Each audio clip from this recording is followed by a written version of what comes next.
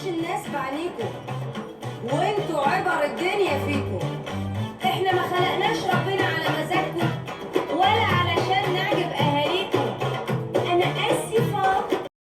اللهم صل وسلم وبارك على نبينا محمد وعلى اله وصحبه اجمعين. ازيكم يا بنات؟ عاملين ايه؟ يا رب دايما تكونوا بخير. وحشتوني جدا جدا جدا من الفيديو اللي فات. اسفه بقى، بقالي يوم كده ما نزلتلكوش فيديو. كل ما اوعدكم اقول لكم كل يوم هنزل لكم فيديو، اخلف بالوعد، بس سامحوني والله المونتاج عندي بياخد وقت والتحميل، فاعذروني. بصوا بقى، طبعا انا كنت لسه جايه من بره. الصلصه عندي اللي كنت مفرزاها خلصت، فجبت قفص طماطم حلو كده زي ما انتوا شايفينه. والله كان رخيص بصراحه، عامل 100 جنيه. جبت قفص. انتوا عارفين لو انا اقدر يعني اعمل القفصين، والله كنت جبت قفصين او 3 وعملتهم، ان لقيته رخيص. بس قلت لا، هياخد مني وقت وكده، خلينا اجيب واحد ولما يخلص ابقى اجيب تاني عادي بقى. فبدأت بقى اشيل منه اللي هو العناقيد بتاعته دي، واغسلها عشان يعني اعملها صلصة وكده واحطها على النار. المهم كده كنت بعمل لكم المقدمة، بس بلاقي الصوت واطي. المايك اللي انا اشتريته مش عارفة تاه مني فين، فقلت خليني اسجل لكم صوت بقى. المهم انا شوحت اللحمة، قلت ايه خليني اعملها كده على طول. انا عملتها لكم كم مرة ونشوف احنا هنعمل ايه. جبت حلة على النار، حطيت فيها معلقة زبدة كبيرة على شوية زيت، تمام. وحطيت الحلة على النار علشان اشوف انا اعمل ايه في الوقت ده. يا بنات كنت ضربت في الكبة بصلتين متوسطين معاهم 4 فصوص توم. بصلتين حطيت معاهم 4 فصوص توم وضربتهم في الكبة، تمام.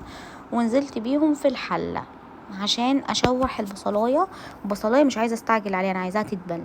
تمام يا بنات، حطوا بقى لايك، ها تستخسريش اللايك فيا، وكومنت حلو منك. ولو لسه مش مشتركة في القناة ما تنسيش تشتركي في القناة، تمام.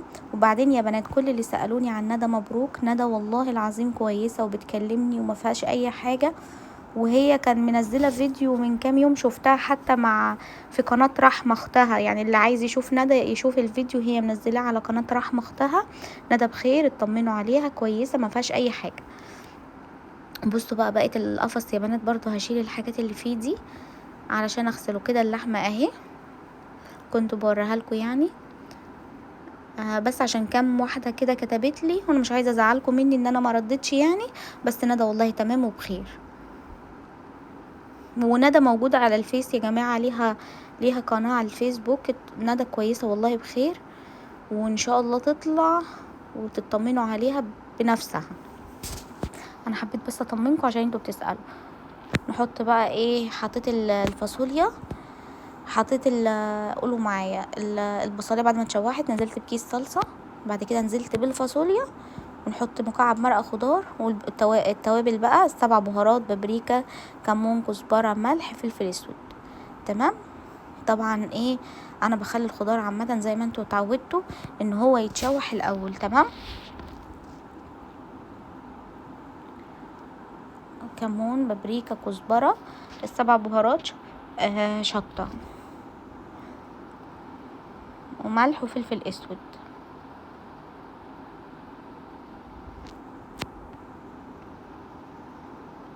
ونحط بقى كيس الصلصه ونقلب.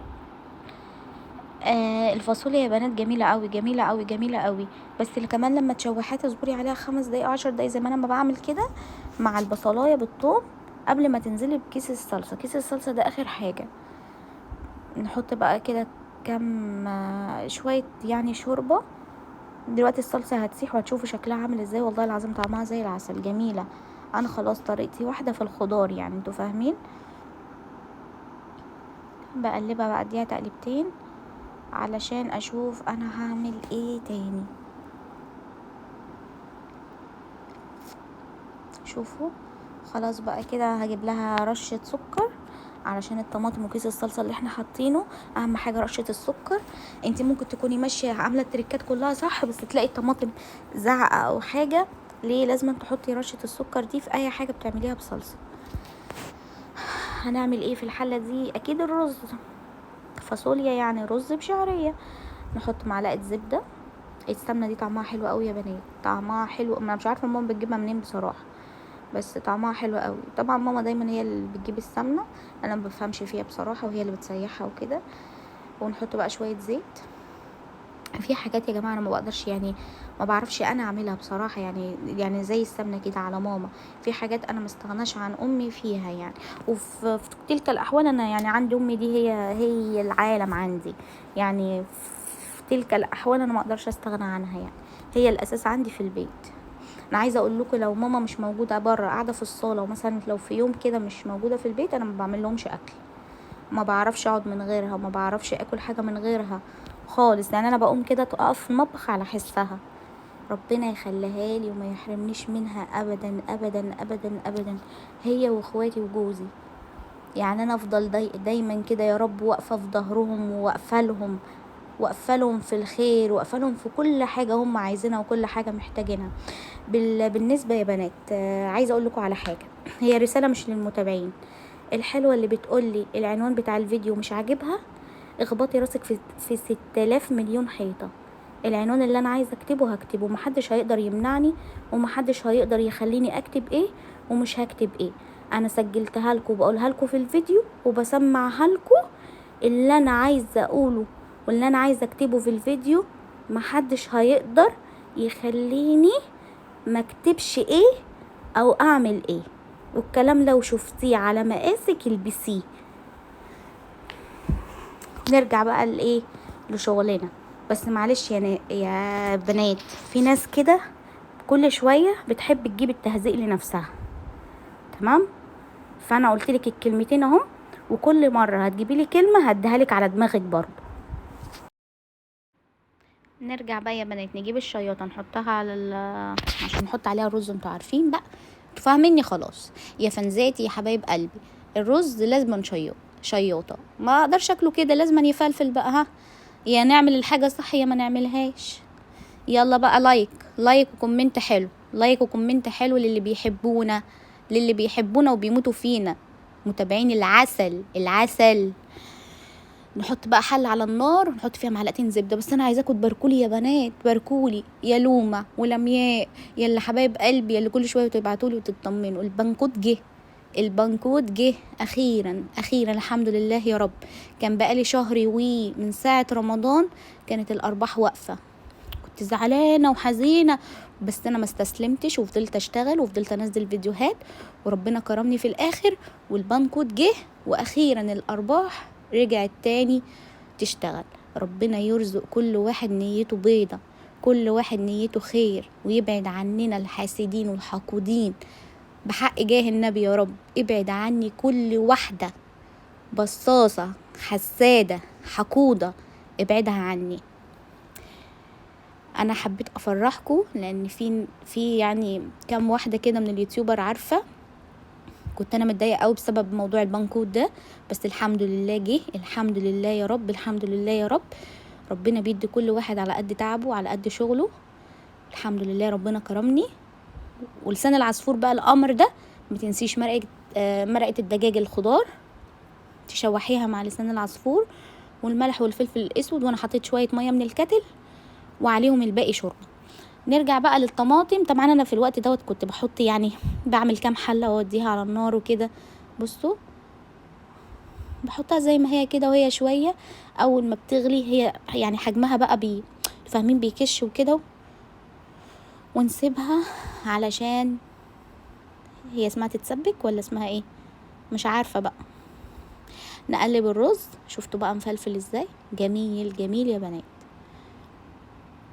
انا طلعت بقى في الوقت دوت غرفت، طلعت اتغدى، قلت لهم انا عايزه اقعد بقى على الانتريه النهارده كده، اقعد هناك في الانتريه مش على السفره ولا عند الركن. انا عايزه بعيد كده تحت التكييف بالظبط، طالعه من المطبخ. طبعا كنت مشغله المروحه، بس برضو يعني جو التكييف كده، الجو ساقع كده حلو.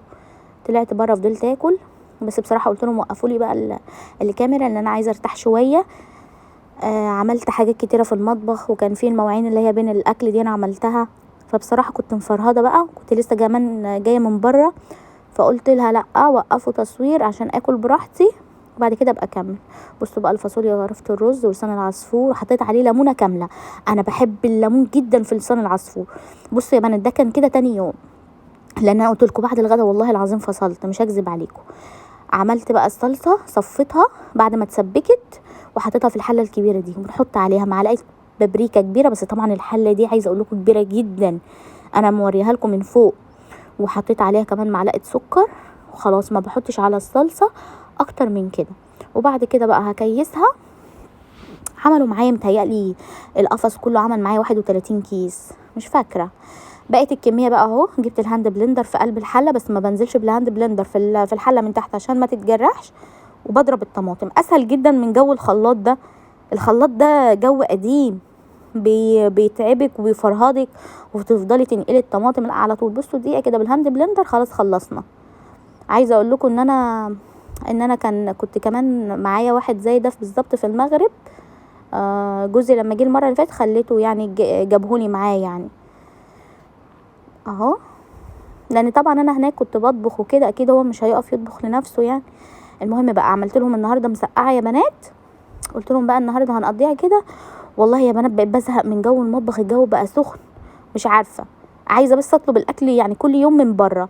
بس انا عايزه اقول لكم يعني على قد كده برضو الفراخ المشويه دي مش بحب اكلها، مش عارفه، ماليش تقل على الفراخ البيضه عامه يعني. المهم حطيت التومه وطشيتها بخل زي ما انتم متعودين، وكيس الصلصه، وحطيت مكعب مرقه، واحط بقى شطه، كمون، كزبره، بابريكا، ملح، فلفل اسود. هي دي البهارات بتاعه الكبسه. كبسه ايه اللي جاب سيره الكبسه دلوقتي؟ بقي رايح في داهيه والله العظيم، عشان عايزه اخلص الفيديو ويحمل وانام. بحط التوابل كده على الصلصه، قال الكبسه قال، ونقلب بقى. جبت بقى كيس صلصه من اللي انا لسه كنت بقى مفرزاه، نسيته وحطيته في الكيس. فبصراحه كيس الصلصه ده كبير قوي، فما حطيتهوش كله، حطيت نصه يعني، مش نصه يعني، خليت فيه شويه صغيرين. شايفين الصلصه لونها عامل ازاي؟ على طول ما خدش حاجه، على طول، ولا حطيت عملت جنبيها اي حاجه. عملت لهم حمرت البطاطس ومحمره الفلفل والبتنجان، وقلت لهم هو ده الغدا النهارده وشكرا على كده. والصلصه اهي. وكلنا والله العظيم في المسقعه كانت جميله، ولا كان محتاجه اي حاجه جنبها.